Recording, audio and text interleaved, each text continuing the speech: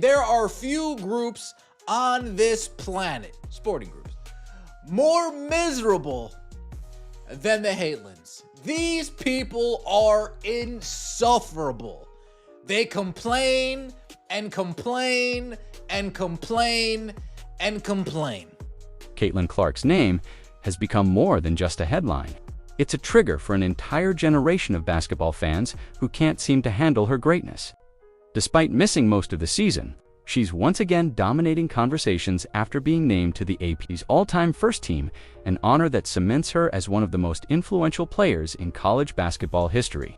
Caitlin Clark missed nearly 75% of this season, yet still they found a way to complain about her at every single turn.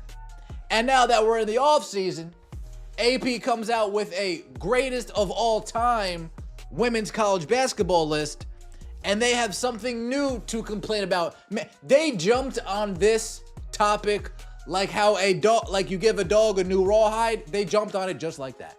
Yet instead of celebration, a wave of bitterness has swept across social media. Her critics, known for nitpicking every accomplishment, are now in tears, claiming she doesn't deserve it. But the facts, the stats, and the legacy say otherwise. What was meant to be a moment of recognition turned into a full-blown meltdown among the haters. And as always, Caitlin didn't have to say a word. Her name alone was enough to break the internet once again. They jumped on this topic faster than a retriever goes to get a tennis ball.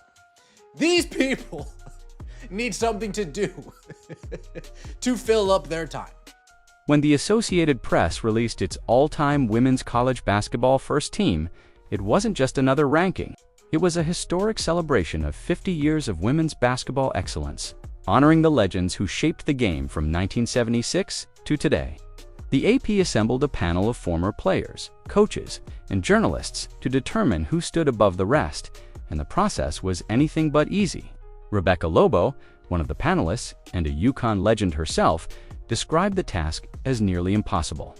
Too many greats, not enough slots. Every name sparked debate, but one name sent the internet into chaos: Caitlin Clark. It was extremely difficult. It was extraordinarily difficult, especially try to hone in on a player's college career and eliminate their pro career from your brain, Lobo added. There are going to be players who are Hall of Fame caliber players who aren't on the list. Joining Miller on the front court on the first team are Breanna Stewart and Candace Parker, and Caitlin Clark joins Taurasi as the guards. So you have Breanna Stewart, Candace Parker, Cheryl Miller in the front court, Diana Taurasi, and Caitlin Clark. You're all women's college basketball AP first team players. The list featured some of the most iconic players ever to touch a basketball: Cheryl Miller, Candace Parker, Breanna Stewart, Diana Taurasi, and Caitlin Clark. These 5 women represented not just dominance on the court, but eras of transformation in the sport. From Miller's 1980s dominance at USC to Taurasi's championship legacy at UConn, each player left an indelible mark. And then there was Clark, the modern-day phenom who shattered scoring records, redefined the point guard role, and made Iowa basketball must-watch television. Clark's inclusion wasn't a fluke. Even without a national title, her college career was nothing short of revolutionary. She became the all-time leading scorer in Division I history, surpassing both men's and women's records. She led Iowa to back-to-back national championship games. Taurasi helped UConn win 3 national championships. Clark led Iowa to back-to-back NCAA championship game appearances while setting the career scoring record for any D1 women's or men's basketball players. Something few believed possible for a program outside the powerhouse schools. Her logo-range shooting, fiery competitiveness, and ability to elevate teammates made her not just a player, but a cultural phenomenon. The AP made it clear that the voting focused purely on collegiate performance. Professional accolades didn't count. She has no type of championship on either level, no MVP, no defensive MVP, just a Rookie of the Year. How does that make her one of the greats? Because she shoots from the logo? I'm so confused. There we go. Caitlin's out in full effect. This wasn't about WNBA rings or Olympic medals. It was about who dominated the college hardwood. By those standards, Clark's resume stood tall beside any name on that list. Yet the moment her name appeared alongside icons like Miller and Taurasi, the backlash began brewing online. Some fans couldn't accept that a player who had only recently graduated was already being mentioned, in the same breath as the sport's all-time greats. Caitlin Clark was cold in college, but ain't no way in hell she's better than Maya Moore. Missing someone. I was going to agree, but I didn't know Moore won 2 Players of the Years and not one. She should be first team. What many missed this list wasn't about nostalgia. It was about impact. Clark didn't just score points. She changed the way people watched women's basketball. She sold out arenas, drew record TV ratings, and made college games cultural events. Even critics admit that her influence expanded the sport's reach beyond anything seen in decades. Everyone but Caitlin Clark won an NCAA Women's Championship, and how is Maya Moore not first team? Did they check her resume? AP fumbled this one for sure. These people are miserable. That's the only way to put it. These people are miserable. They just want to complain. They just want something to complain about. So when the AP list dropped, basketball purists nodded in agreement, acknowledging what was obvious to anyone who watched her play. But elsewhere, in the darker corners of social media, the noise started building. People were furious, questioning how a player without a championship could possibly belong among legends. And that outrage would soon spiral into one of the most dramatic fan meltdowns women's basketball had ever seen. This do not match. 11 national titles combined, and Caitlin Clark contributed none to that total. I would have put Sue Bird, Cheryl Swoops, Ann Meyer, and definitely Maya Moore above Clark. In my opinion, to be a GOAT player, you got to put a title or 2 behind it, or you're at an all-time, or you're at best an all-time great. Is this person a dumbass? This is literally a list of the all-time greats.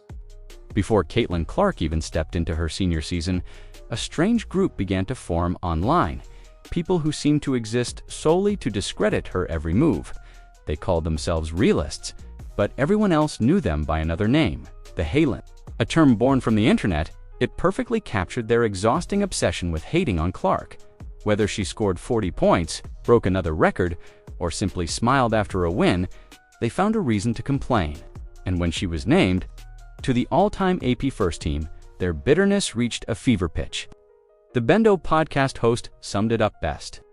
"There are few fan bases more miserable than the Halens," he said, voice dripping with sarcasm. "They cry, they whine, they moan, and no matter what Caitlin does, they find a way to make it about themselves." That clip went viral because it captured what so many fans already knew. This wasn't about basketball anymore. It was about resentment, plain and simple. The Halens weren't content with criticizing her game. They went after her personality, her interviews, even her popularity. They complained that she received too much attention, that ESPN favored her, that the media exaggerated her talent. But behind every complaint was one unavoidable truth. Caitlin Clark had become too big to ignore. Her success forced them to watch the sport evolve around her, and that reality was unbearable. Every major sports figure has critics, but the Halens were something different. Their online forums, tweets, and comment threads were filled with coordinated attempts to tear her down. The Bendo host compared them to a Labrador chasing a tennis ball. The moment a new Caitlin headline appeared, they pounced. If she was praised by a former player, they'd twist it into bias. If she broke a record, they'd claim it was meaningless. And now, after the AP honor, they were foaming at the mouth. The irony. Many of them admitted they didn't even watch her games in full. They judged her greatness based on clips and headlines, never on the substance of her play. They ignored her court vision, her leadership, and her ability to lift an entire program into the national spotlight. To them, numbers didn't matter unless they could use them against her. As the podcast host put it bluntly, these people just need something to cry about, and he wasn't wrong. Even during the offseason, with no games being played, the Halens found ways to turn a historic honor into another reasoned event. But this was only the beginning. The AP list had touched a nerve so deep that their frustration started spreading across social media like wildfire. Comment sections filled with outrage, accusations, and comparisons that made no sense. The Halens were fully unleashed, and what they said next would reveal just how irrational their obsession had become. The moment Caitlin Clark's name appeared on the AP's all-time first team, social media ignited like gasoline meeting fire. Comment threads filled with disbelief, outrage, and endless paragraphs from people convinced the voters had lost their minds. Within hours, hashtag Caitlin Clark was trending again, not because of her achievement, but because her haters were having a full-blown meltdown for the world to see. Some fans demanded to know how she could be on the same list as legends like Maya Moore or Lisa Leslie. Others shouted about championships, insisting that Clark's lack of a college title made her unworthy. "Ain't no way she's better than Maya Moore," one post read. "No chips, no MVPs, just hype." Another critic scoffed. "How does shooting from the logo make her one of the greats?" The outrage was loud, emotional, and often completely detached from logic. What made this meltdown so ironic was that the AP had clearly explained its criteria. The panel judged players based only on their college careers. Pro accomplishments didn't count. Clark's record-breaking, scoring leadership, and her ability to drag Iowa to 2 consecutive national championship games were the reasons she made the list. But the haters didn't want to hear that. They cherry-picked arguments, ignored the facts, and flooded comment sections with the same talking points. No title, too young, overrated. Then came the comparisons. Many argued that Maya Moore should have been placed above Clark, ignoring that the AP list wasn't a ranking of who won more trophies, but of who shaped the college game. Others said players like Brittany Griner or Asia Wilson were snubbed. Even though both had incredible careers, that still didn't eclipse Clark's statistical dominance. One comment summed up the absurdity perfectly. Every player on the list has a championship, except one. It didn't matter to them that Caitlin Clark had accomplished what no one else in NCAA history ever had, being the leading scorer across both men's and women's basketball. The Bendo host couldn't resist calling it out. "Attention, dumbass," he joked on air. "This list is about college basketball," and she backed it up. Every single receipt, every single record, she cashed it. His bluntness mirrored what many fans were thinking. The criticism wasn't about fairness, it was about frustration. These people couldn't stand seeing Clark reach legendary status so soon, especially when her popularity dwarfed that of their favorites. As the comments piled up, one thing became clear. This wasn't just a debate about sports. It was about ego, identity, and the uncomfortable truth that a new face now defined women's basketball. For some, that realization was too much to accept. And as the dust settled from their online tantrum, it was obvious the story had shifted. Caitlin Clark wasn't just a star anymore. She had officially become the lightning rod of an entire sport. The backlash over Caitlin Clark's all-time AP first-team selection revealed something much deeper than just basketball opinions. It exposed a double standard that has quietly existed in sports for decades. The same critics who demand rings and championships from Clark rarely apply those standards to male athletes. In men's basketball, legends like Charles Barkley or Allen Iverson are celebrated as icons despite never winning titles. Their greatness is measured by impact, dominance, and influence. But when it comes to Caitlin Clark, those same criteria suddenly don't count. It's a pattern that has followed her entire career.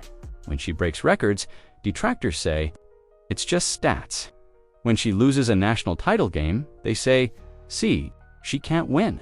She's trapped in an impossible box where every success is downplayed and every shortcoming is magnified." Yet that's precisely why she belongs on this list, because she did what no one else could under relentless pressure. The AP panel's decision was based solely on college achievements, not WNBA careers, not fame, not hype. Purely what these athletes did between those 4 collegiate lines. By that definition, Clark's resume stands unmatched. She's the all-time scoring leader, led Iowa to 2 straight national title appearances, and completely transformed how the game is viewed. Her name alone turned ordinary regular season matchups into national events. Still, critics tried to twist the logic. Some argued she was too new, that she hadn't earned her place yet, but that logic falls apart when you realize this wasn't a Hall of Fame induction, it was a celebration of the greatest college players since 1976. It didn't matter when you played, only what you accomplished. Caitlin's records aren't projections or potential. They're already etched in NCAA history. What really stung for her detractors was that this honor validated everything they've tried to deny. Clark isn't just a product of hype or social media. She's a generational player whose influence transcends basketball. She made millions of people tune in who never watched women's sports before. She proved that skill, charisma, and showmanship could coexist with substance and leadership. Yet, instead of celebrating that, many chose to diminish it. And here's where the double standard becomes undeniable. When male players elevate their sport, they're hailed as visionaries. When Clark does it, she's called overexposed. When men show emotion, they're competitive. When Clark does it, she's cocky. It's not about talent, it's about perception. And this latest controversy forced that hypocrisy into the spotlight. By the end of the week, even neutral fans started noticing. Commentators and analysts began openly questioning why the same rules didn't apply to everyone. For many, this debate stopped being about a list and became a moment of cultural reflection. Caitlin Clark didn't just make the all-time team, she made everyone confront how differently we judge greatness when it doesn't fit our expectations. When the outrage faded and the noise began to quiet, one question remained. What exactly made Caitlin Clark so deserving of her spot among the greatest of all time? The answer is simple. She earned it through dominance, consistency, and an impact that rewrote what was possible in women's basketball. While others debated, Clark's resume spoke for itself. Statistically, her numbers are untouchable. She became the all-time leading scorer in NCAA Division I history, surpassing records that stood for decades. But it wasn't just about points. Clark also ranked among the top in assists, proving she wasn't a one-dimensional scorer. Her court vision, deep-range shooting, and leadership transformed Iowa from a respectable program into a national powerhouse. Every game she played drew sellout crowds, and every broadcast she appeared on shattered viewership records. That kind of influence isn't accidental, it's greatness manifesting in real time. Rebecca Lobo, who helped select the all-time team, captured the challenge perfectly. She said the panel wasn't just choosing champions, they were choosing players who changed the game. Clark fits that definition better than anyone of her generation. She made people care about women's basketball in a way few athletes ever have. Her games became events, not just for Iowa fans, but for the entire country. Even opponents admitted that playing against Clark meant stepping onto a bigger stage. The argument that she lacks a championship loses weight when you realize how many legends reached iconic status without one. Titles require entire teams, but individual greatness comes from what you do with what you have. And Clark did more with less than almost anyone in college. Basketball history. She carried Iowa to back-to-back national title games, often outdueling teams stacked with future WNBA stars. Her determination and resilience turned underdog narratives into must-watch stories. More importantly, Clark represented more than just a player. She became a cultural shift. She blurred the lines between men's and women's sports audiences, drew NBA players to women's games, and forced networks to give women's basketball the primetime coverage it long deserved. Her impact wasn't confined to a box score. It was visible in the way the sports ecosystem began to evolve around her. Even the legends she now shares the list with, from Diana Taurasi to Candace Parker, recognized her inclusion as well-earned. They know what it takes to carry a program, to perform under pressure, and to redefine expectations. Clark didn't just follow in their footsteps, she expanded the path for future generations. So yes, Caitlin Clark belongs on that list, not because of hype, not because of favoritism, but because she changed the game forever. Every point, every assist, every record is a receipt for her place among the greats. And as her critics keep talking, her legacy keeps growing louder, prouder, and impossible to ignore. If there's one thing Caitlin Clark's career has proven, it's that social media can turn any accomplishment into a battlefield. The announcement of her all-time AP first-team honor was supposed to be a celebration. Yet within minutes, it became the latest front in a digital war. Twitter threads erupted, YouTube creators dissected the list in real time, and basketball Facebook groups filled with endless debates. Supporters hailed it as overdue recognition, while critics flooded comment sections with memes, insults, and conspiracy theories about media bias. What should have been a simple acknowledgement of greatness became a circus and social. Media was the stage. The speed of the outrage was almost impressive. The moment ESPN posted the list, the replies were already split.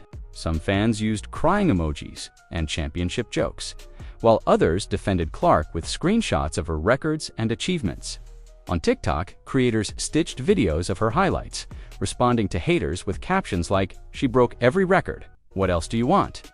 Meanwhile, the Halens, her loudest critics, used the platform to spread clips of missed shots or old tournament losses. Trying to prove she didn't deserve the recognition, PODCASTS jumped in too. The Bendo host's viral rant, calling Clark's detractors the most miserable people on the planet, got thousands of shares. He mocked their endless complaining, comparing them to a dog chasing a tennis ball, always looking for the next reason to be mad. His take struck a nerve because it exposed what many viewers were seeing. This wasn't objective criticism anymore. It was obsession disguised as analysis. Even sports journalists started weighing in, tired of the repetitive narratives. They pointed out how men's athletes often receive praise for breaking records without winning titles, while women like Clark face constant scrutiny. That conversation gained traction, shifting the tone of the debate. The more people discussed the hate, the more it revealed itself as baseless. Yet, ironically, all that attention only amplified Clark's fame. Every angry tweet, every sarcastic meme, every think piece dissecting her spot on the list, it all pushed her name higher in the algorithm. What her critics failed to realize was that their outrage only made her more visible. Views on her highlight reels spiked. Merchandise sales climbed. Iowa's social media accounts gained followers even in the off-season. The backlash had accidentally become free promotion. By the time the dust settled, it was clear that Clark didn't need to defend herself. The internet did it for her. Fans flooded timelines with her accomplishments, stats, and leadership moments, drowning out the negativity. What started as hate turned into one of the biggest publicity boosts of her career. In the end, social media didn't just fuel the chaos, it exposed the divide. On one side were the bitter voices clinging to outdated narratives. On the other, millions of fans who saw in Caitlin Clark something undeniable, greatness, no matter how loud the noise gets. At first glance, the hostility toward Caitlin Clark might seem like simple sports rivalry. But dig deeper, and it becomes clear that what fuels this hate is something psychological. A mix of envy, discomfort, and resistance to change. Clark's rise didn't just challenge opponents on the court, it disrupted the hierarchy of how people viewed women's basketball. She brought a level of attention, flair, and confidence that made some fans and even former players uneasy. For years, women's basketball had battled for relevance, and now, one young player had done what decades of campaigns couldn't. She made it mainstream. That kind of success invites backlash. Many people subconsciously resent someone who becomes the face of a movement, especially when she makes it look effortless. Clark's confidence, her unapologetic swagger, and her fiery demeanor all contradict the outdated image of how female athletes are supposed to behave. When she celebrates after a deep three-pointer or stares down an opponent, she's criticized for being cocky. Yet when male players do the same thing, it's competitive fire. That double standard has been there all along, but Clark's fame forced everyone to confront it in real time. The haters aren't just angry because of basketball, they're angry because she represents a shift in cultural power. Clark's stardom threatens the status quo. She's not from a traditional powerhouse like UConn or Tennessee. She didn't come from a media-saturated city or a celebrity background. She rose out of Iowa, carried her team on her back, and rewrote the script. That breaks the narrative some people are comfortable with. The jealousy comes not only from rival fan bases, but also from those who feel their favorite. Stars are being overshadowed by her unprecedented popularity. Then, there's the psychological concept of ego. Threat. When people are deeply attached to a sports figure or ideology, seeing someone new dominate can feel personal. The Halens in particular project that frustration onto Clark. Every record she breaks reminds them their idols are no longer untouchable. Their arguments about championships or media favoritism are really defense mechanisms, ways to protect their sense of loyalty and identity. It's not about basketball logic. It's emotional self-preservation. What's fascinating is that Clark herself rarely engages. She doesn't clap back, doesn't feed the drama, and doesn't take the bait. That silence is part of what drives her critics even crazier. She embodies control, composure, and focus, everything her haters lack. In their attempt to discredit her, they only reinforce her dominance. Psychologically, Every viral hate post, every complaint, and every angry comment is proof of her influence. People don't hate mediocrity, they hate what reminds them of what they'll never achieve. Caitlin Clark is living proof that greatness demands reaction. Love or hate her, she's in their heads. And that's why, no matter what they say, the conversation always circles back to her. In sports history, every generational figure has faced a storm of criticism before being celebrated as a legend. Caitlin Clark is living that same cycle in real time. The louder the hate gets, the clearer it becomes that she's already operating on a level few athletes ever reach. Because when people argue this passionately about you, whether in admiration or disdain, it means you've transcended the game itself. The hate isn't stopping her, it's defining her story. Clark's journey mirrors the path of greats who came before her. Diana Taurasi was once labeled too fiery. Candace Parker was told she talked too much. Cheryl Miller faced sexism before women's basketball even had national coverage, and now Clark stands in that lineage, carrying the torch while enduring the same backlash. The difference? She's doing it in an age where every moment is amplified by the internet. Every reaction, every shot, every comment is dissected instantly. Yet through it all, she remains calm, smiling in post-game interviews, letting her play do the talking. That composure turns every insult into proof of her strength. What her critics fail to see is how they're helping build her legacy. Every angry thread, every exaggerated headline, every social media rant keeps her name alive in the algorithm. She doesn't need to chase relevance, they hand it to her for free. The controversy fuels curiosity, and curiosity brings new viewers to the sport.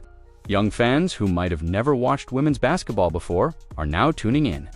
Not just to see the talent, but to understand the hype. That's influence on a cultural level, and very few athletes ever achieve it. Off the court, Clark's impact keeps spreading. Her leadership inspires a new generation of players who see confidence as a strength, not arrogance. Her story shows that greatness isn't about pleasing everyone, it's about owning your identity and pushing boundaries even when it makes others uncomfortable. The next wave of young athletes will remember that lesson, not the hate she endured. In the long run, this moment, the chaos, the criticism, the endless debate will be remembered as the fire that forged her legacy. Decades from now, people will look back and realize that this was the era when Caitlin Clark reshaped how we talk about women's sports. The same fans who mocked her today will be telling their kids they watched her play live. She's not just part of history, she's rewriting it. Every complaint, every denial, every ounce of resentment only adds another layer to her story. Because true greatness doesn't silence criticism, it outlasts it. And Caitlin Clark has already proven that no matter how much noise surrounds her, she's the one they'll still be talking about when the noise is gone. Caitlin Clark's inclusion on the AP All-Time First Team wasn't just a recognition of skill, it was a validation of impact. She didn't just play basketball, she changed it. Every record she shattered, every game she elevated, and every conversation she sparked pushed the sport into a new era. The haters may cry, but their outrage only proves how much she matters. While they argue over trophies and rankings, she's already cemented her place in history. Greatness isn't decided by who shouts the loudest online. It's written in the legacy left behind. Caitlin Clark's legacy is already carved deep into basketball's foundation, built on talent, influence, and unshakable composure. And as the noise fades, one truth will remain. She didn't just make the list. She became the standard every future player will be compared to.